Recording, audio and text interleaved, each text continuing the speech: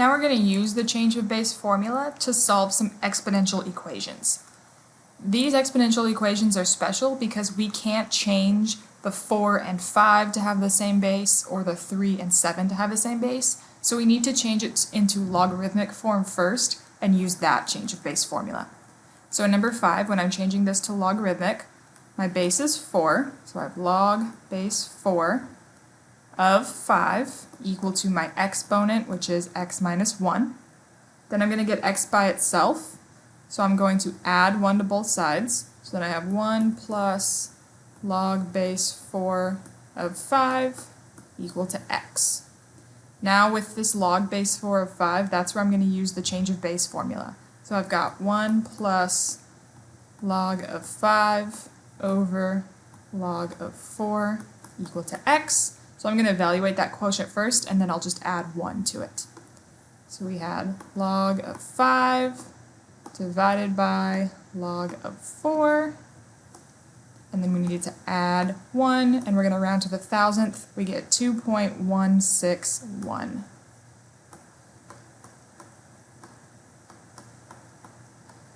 That's our value of x. In number 6, again, we can't change the 3 and 7 to have the same base when it's exponential, so we're going to change it to logarithmic first. We've got log base 3 of 7 equals 5x minus 1. Now I'm going to solve this one a little bit differently. First, I'm going to do change of base, and then I'll worry about getting x by itself. This is just to show you that either way works. So when I do change of base on the left, I have log of 7 over log of 3, still equal to 5x minus 1. So let's figure out what that quotient is. Log of 7 divided by log of 3 is 1.771. So that's 1.771. Then I'm going to add 1 to both sides. So we have 5x equals 2.771, and then divide by 5. And let's see what that comes out to be. So we added 1, then we're going to divide by 5. We get 0.554.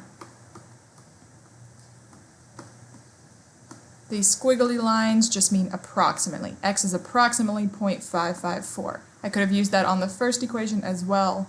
We could have said x is approximately 2.161. Let's look at more examples.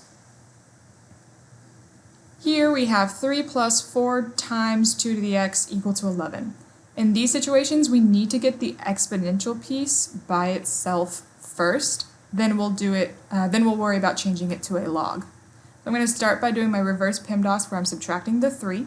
So I have 4 times 2 to the x equal to 8. Then dividing by 4, 2 to the x equals 2.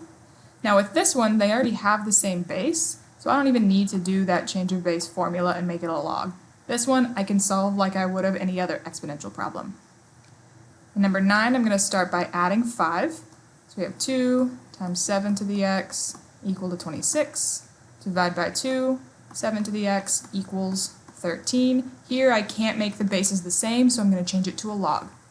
We have log base 7 of 13 equal to x. Using that change of base formula, this is rewritten as log of 13 over log of 7. And when we put that in the calculator,